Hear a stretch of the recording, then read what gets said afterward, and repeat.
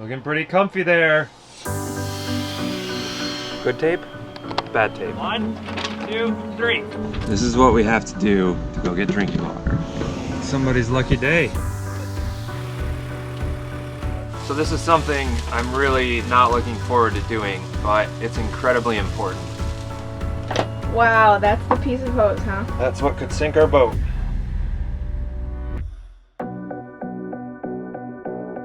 Last time on Sailing Soulianis. After 5 months away, we returned to the boat in Florida. It's so dirty. Yeah. I don't see any real water damage. Yeah. Mr. Beak looks pretty good. Just about the way that we left him. After getting the boat put back together and organized, we made a list of all the things we wanted to get done before we splashed. We've got a decent amount of projects to do. The goal is to be out of the yard in 2 months.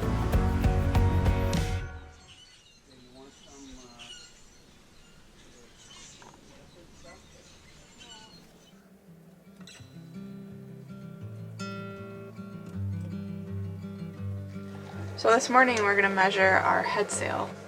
Right now Kirk's watching some videos online about how to do it. It shouldn't be that difficult. Alright, you ready for this? If you remember, a long time ago, we talked about how we really needed a new headsail because our Genoa was too old and too big. Our only headsail is 155% Genoa. We reach hull speed at about 13 knots of wind and are quickly overpowered. It's old, it's blown out, and we are heading to the trade winds. So this sail has been sort of a big source of anxiety when the winds are up for us because we know that it's not the right sail to have.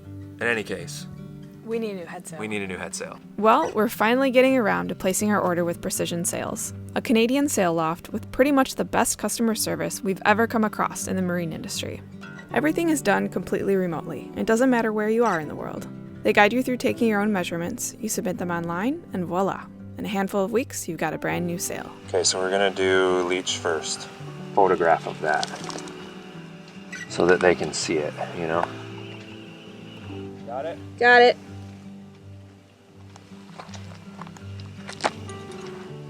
Okay, pull the line tight. Okay, we got them all. Okay, well, do you wanna go double check? Yeah, sure. Okay, go ahead. Now that we've gotten the measurements off our old sail, we needed to get some from the boat itself, which we'll do a bit later.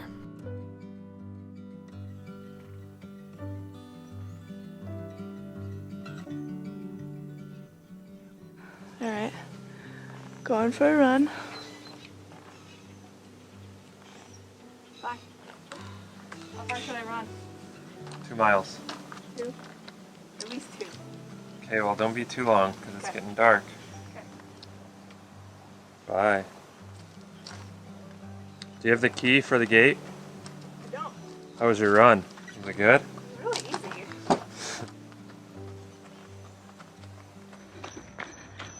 This is at the end of the road that our boatyard is off of. Just a little bit further, there's access to a walking path. Oh, you're gonna be some gator's dinner. There's stuff skittering everywhere on both sides of the path. I got the bejesus scared out of me the other night when I went for a run. I guess the bushes were pretty close and something huge just started scrambling in the bushes and I screamed and jumped into the middle of the road. Yeah, it's alive down here.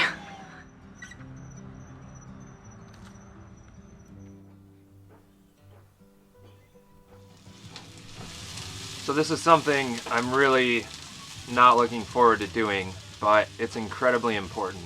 Our centerboard line runs down through our mast and exits the boat at the top of the centerboard trunk, which is below the water line. So there's a little nipple on the end of the top of the centerboard trunk where the line comes out. And we have a conduit that serves as a channel that goes well above the water line that will allow the line to run through it, but not have water come leaking into our boat. And to bridge that gap, there's this little section of high pressure hose. And I've kept an eye on it because there appears to be one hose clamp that is kind of sliding off the edge. Everything else about it looks okay, although there is now a little bit of rust on the hose clamps. So I'm either going to just replace the hose clamps if the hose still looks solid, or I may also take off the hose and replace that, but both situations kind of give me concern, because sometimes when you take off a hose clamp and you put on a new one, it never reseats exactly the same, and you end up, you know, with a not as good of a seal as the original one. But also I'm just not sure if taking off the hose, if it's going to be all that easy to get back on, and we really need to get our mast re-stepped. But the thing is this is an unprotected through hull, so if this fails, we have a 1/2 inch hole in the bottom of our boat that is about 2 feet below the water line. There's no seacock there, so the only thing we can do is plug it with something and hope that our bilge pump can keep up with it, and that we can maneuver with 8 foot of draft, because our centerboard's going to be down. It's a pretty sketchy situation, but we need to do it. Oh no, what are all those screws down there? Flatheads! I've unscrewed this so it can move. This is the moment of truth, I guess. This is unscrewed, so it's loose.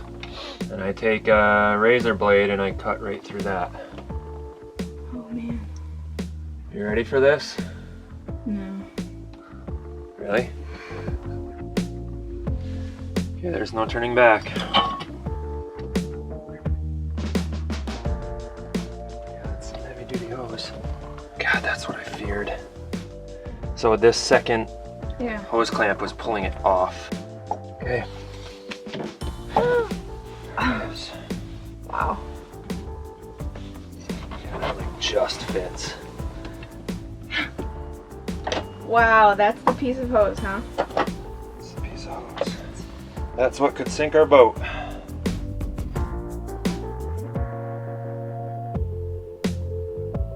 That is what scares me though. That nipple is so short. Hey, what you got there? We have a new exhaust hose that I'm dipping into very warm water to loosen it up a little bit. I called around for about 2 hours today looking for 1-inch diameter exhaust hose, and nobody had it. And I went to go pick up a package at the boatyard that we're at, and I said, hey, do you by chance have any? He walked in the back, and hanging from the rafter amongst a bunch of other random stuff, 2 exhaust hoses. One of them happened to be 1-inch diameter exhaust hose. So it was fate.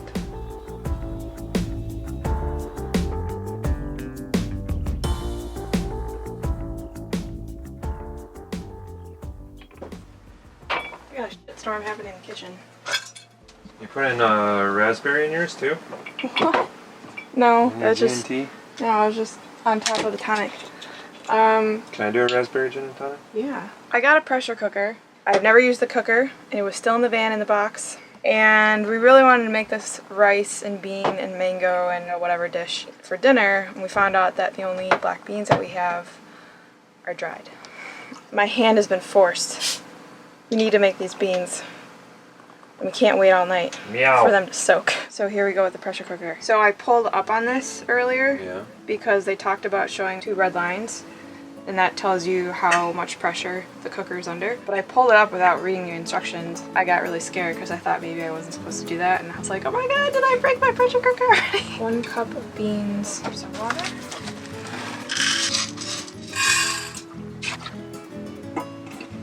Time for the heat. Ooh, buddy. Be happening. This is very scary. Alright. All of a sudden it went. Whoa. So that was only the soaking process. Now they're ready to be actually cooked. Look at those mango rice bowls with fresh cilantro. I think like 6 minutes probably would have been okay, because they're pretty mushy. Yeah, they are pretty mushy. We could have just Hey, used we made refried beans. the refried beans.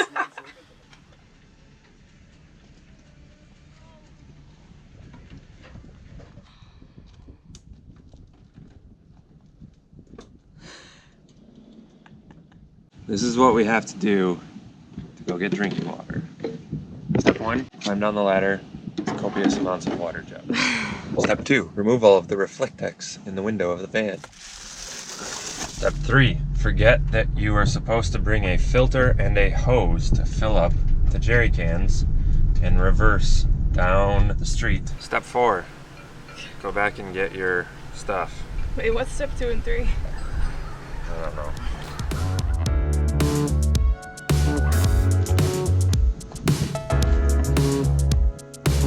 The reason we had to do this was because our boatyard's water wasn't fit for drinking.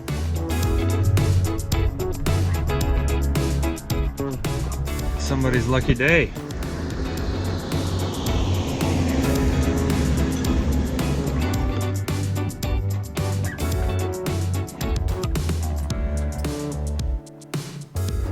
Kirk had the brilliant idea of siphoning the water from the deck down into the tanks, so we didn't have to haul all 6 cans down through the companionway. He already had to haul them 3 miles Dump the remaining in there. from the other yard. Magic. Well, not really, it's just gravity at work. But I was able to transfer the siphon from the first bottle to the second one and it kept going, which is pretty sweet. I gotta get ready for this next one.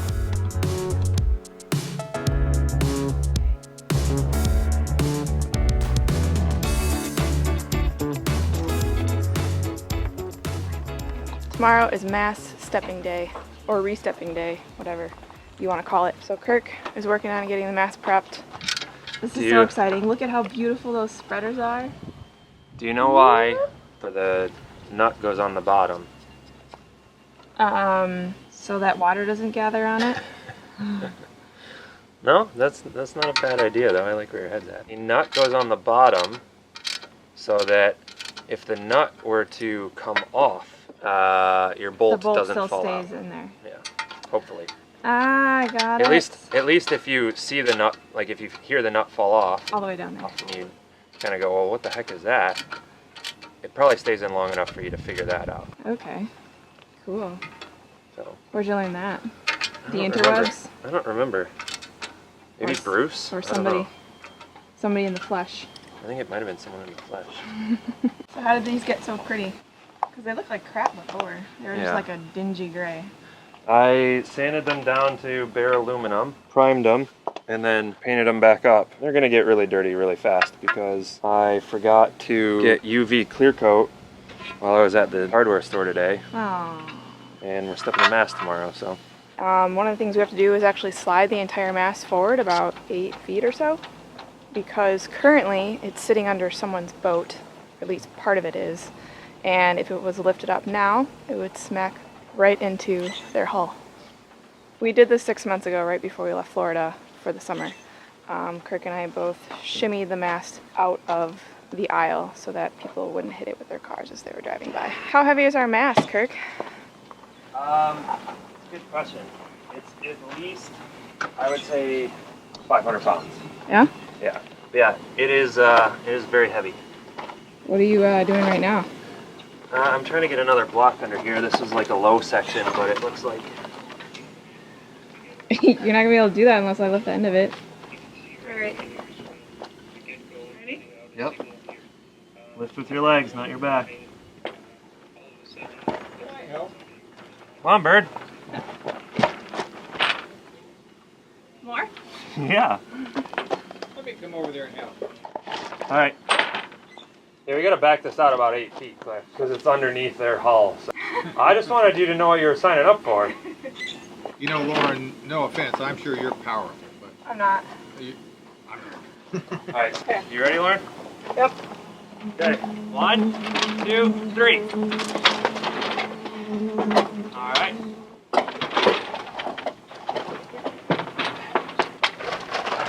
We'll clear it now. Okay. Now we are going to start attaching the rigging to the spreaders. Good tape, bad tape. This is self-amalgamating tape. This is self-adhesive tape, meaning this has glue in it. It says no sticky residues, no liners, you know, yada yada, but it has glue in it. This sticks to itself. This is very expensive. This is very cheap. This was free, actually. It was sitting around in the boatyard for 10 years and they said, just take it. So I don't even know if it'll stick. So this is going around the spreader and around our spreader boot to hold that stuff on. And because it only sticks to itself, The idea is you can pull it back off easily and you don't have like a bunch of gooey residue all over your accoutrements. But what I'm gonna do is I'm gonna wrap a layer around of this, and then I'm gonna go over the top of it with this. Just because you don't have enough amount. Because I don't have enough Okay. before we go step our mast tomorrow morning. Hey Mike, how are you? Good. How you guys doing? Good. We're making progress. Making progress? Yeah. Ready to leave tomorrow? No, not quite tomorrow. I can cut them with the tool I have for cutting. What's that? You got a special tool for cutting cable ties? Yes, I do. Wow.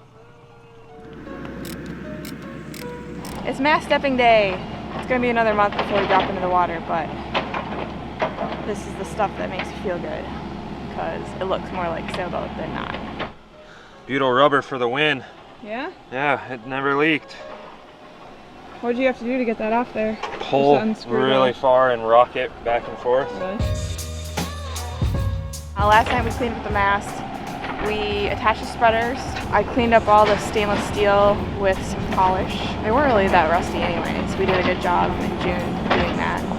And we're pretty far from saltwater, so. Kirk just took the mast plug out and I have to clean up the partners. We gotta clean up the stays, put the turnbuckles on, and I think we're ready.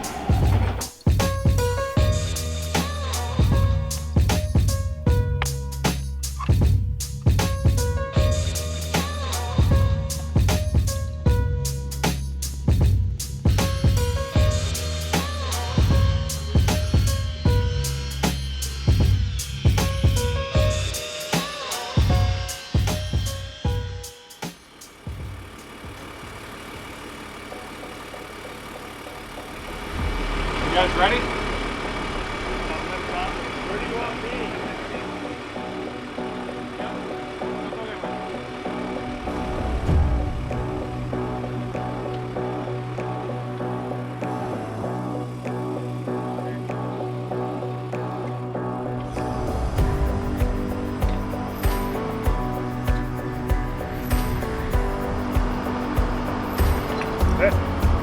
Okay, boom down.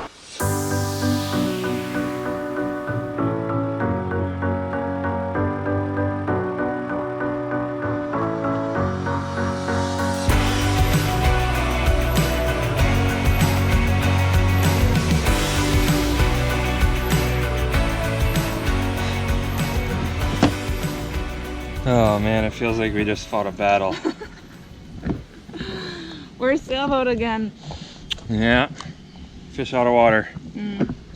Those spreaders look awesome. It really wasn't that big of a deal. It's just, there's a million things to think about, and they all have to be done in perfect order. And we're on the clock. And we're on the clock, yeah. Two things we messed up. One was we had the, forestay? The forestay was on Like, the back side of the Of spreader. the spreaders. And then wrapped through the upper port Shroud. We're gonna blame that on Mike though. Yeah, for coming over and talking to us last night. Cut them clean. Cut them perfectly clean. I didn't know that even existed. Yep. I have two of them. It's over there. So we had to take all the Rigging tape off. off the spreader boot and retape it, but whatever. But the second thing, we learned that the best way to put our mast chocks in is bow, port, and starboard first, and then stern last. Yeah. And we started off with the stern in first, and we were trying to winch the mast back to create space for the bow chock when Brady suggested Doing do it the opposite, and it worked went in way so easier. easy. So. Such a nice sound. Just kidding. For like the first 30 seconds, and then you start to go batty. Are you filming? So we just stepped our mast. I'm now going to hook up some water filters so that we can flush our tanks, while Lauren sits here and eats her bonbons and drinks her coffee. Looking pretty comfy there. So, we got a reverse osmosis water filter kit. That's giant. Yeah, that's pretty large. Where the hell are we gonna put that thing? It may go under the sink, it may not. I don't know. I'm not sure. If it doesn't, we just store it somewhere and pull it out when we need it. Accoutrements. I think that's the word of the week. So the wastewater line is the black one. And we have an hour of this? We have an hour of this, yeah. It's interesting though that not even a drop has come out of the good water yet. This one, because the water is so dirty and because it only makes 75 gallons a day, you do get a lot of wastewater. I see. But I'm just surprised we haven't even seen a trickle start yet. So this is why we weren't getting any water out of the blue hose. It's leaking. Mystery solved. Yeah. The gasket was pinched. Hopefully the gasket isn't ruined. I'm gonna try it again. That's like 2 weeks for me. What do you think? I think about 2 weeks, yeah. The joke was that every time I saw Cliff, he'd be like, so, thinking of being in 2 weeks? That was the first day we arrived, and it's been 2.5 weeks now since we've been here, and he's still saying, it'll be about 2 weeks. I've been saying that for a year. Yeah?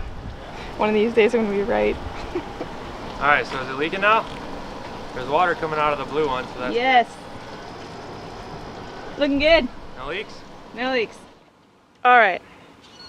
So the whole reason that we wanted to put the mast up sooner rather than later, even though we're not going in the water for another month, probably. Probably.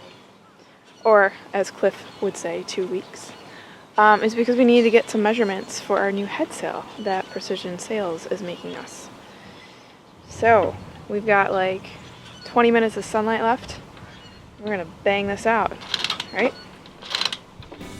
Okay, measurement 1. We need a messenger line. And the tape measure.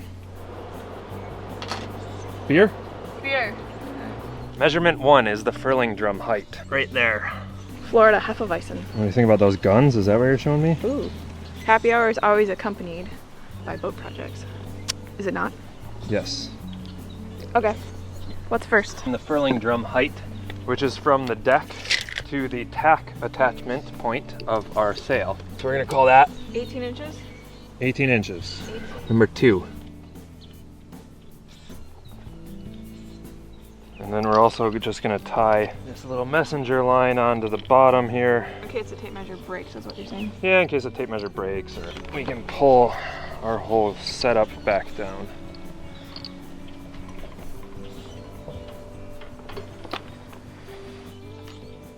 Okay, Okay. sip of beer. Yep. We take this right on down to our tack point here, 46 feet. Next, 4 triangle height. So that's the weird one. What are we doing? It's this angle from the okay. yeah, top to So the side deck? yeah. Or just to right here? 45 feet 9 inches. 45 feet 9 inches. Wow, we were supposed to do this before the no-see-ums came This out. is the no-see-em dance. Oh, okay. We're almost there. Here we go. It's gonna be a nice looking sunset, I think. 4 triangle base. Measure along the deck from the forestay to the forward face of the mast. This isn't taking too long, huh? No, We haven't even finished one beer between the two of us. I know. We're slow drinkers. All right, so we're gonna measure the front of the Genoa track, 23.3, and the back of the Genoa track, all the way to the forestay pin. 30 feet and 4 inches? Yes. All right, cool. So that's All right, everything. so now we just need to do the water line. The vertical distance from the water line up to the intersection of the deck and the forestay. Can you actually come down here? Because I think we're gonna need to kind of like eye the water line because we have such overhang. Does that look to be about 4 feet? No. It's actually much longer. Whoosh. This is our water line. You're ridiculous. What do we got here? 4 feet and 5 inches.